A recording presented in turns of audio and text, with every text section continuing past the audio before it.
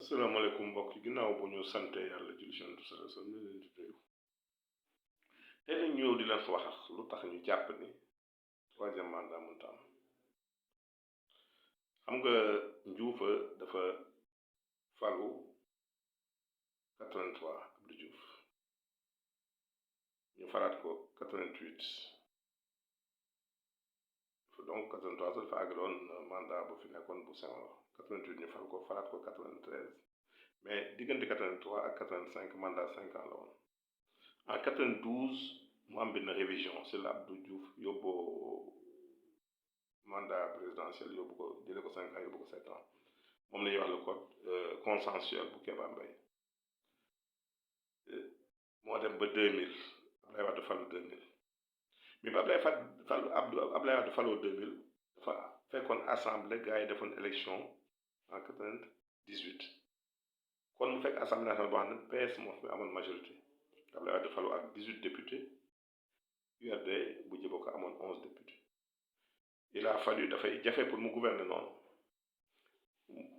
le 23 janvier 2001 Abdoulaye Wade def li ñuy wax une révision nouvelle constitution def référendum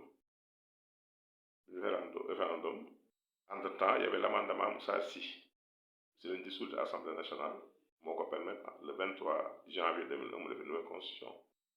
foofu dafa tëyaat constitution bu bees mais Abdoulaye Wade li ko fal bu njëkk bi 2000 constitution bu njëkk bi la mooy constitution du 7 mars 63 si la fal loolu moo ko may bi mu ñëwee xam nga Abdoulaye bi mu faloo ba 2001 dafa def loolu moom la d'ailleurs nouvelle constitution ba ñu ko toon ñoom professeur Madiaye Mbodj ñoo ko toogoon ñoo ko defal donc le 28 avril 2001 il y avait les législatives en 2002 il y avait les élections municipales et rurales yeneen élection waroon am en 2007 mais en 2006 dafa jëliwaat mandat bi 7 ans yóbbu ko 5 ans moom lay waat benn révision c'est la falu en 2007 kon élection waroo amaat en 2012 mais bi ñëwee ba 2011 dafa jëliwaat 5 ans yóbbu ko 7 ans en 2011 moo tax Macky bi muy falu 2012 mu falu si mandat bu 7 ans mais yooyu yëpp si benn constitution bi la muy constitution bi Abdoulaye Wade defaraatoon muy bu 23 janvier 2001 bi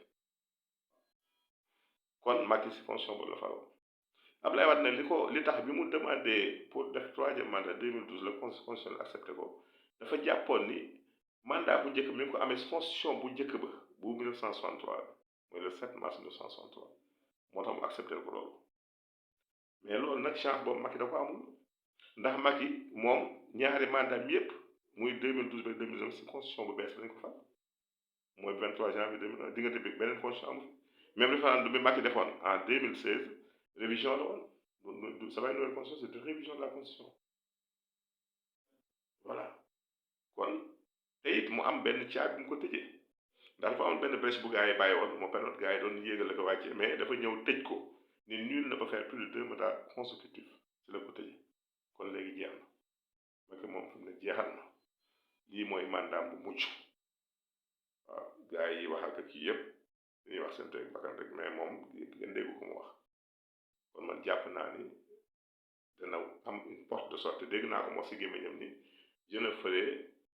à moins que mes prédécesseurs kon du def lu gën a néew li ñoo fi jot def te bu ko respecté mooy dana génn bu defee mooy seet si xëy na bu ko doy mu désigné ko ubbi géew bu aussi gars yi bëri ku mën sa mën daal population àtte li daal laa doon leeral si sama xalaat si lii nii coow troisième mandat ñu ngi gërëm ñëpp nag di ñaan ñëpp jàmm jërëjëf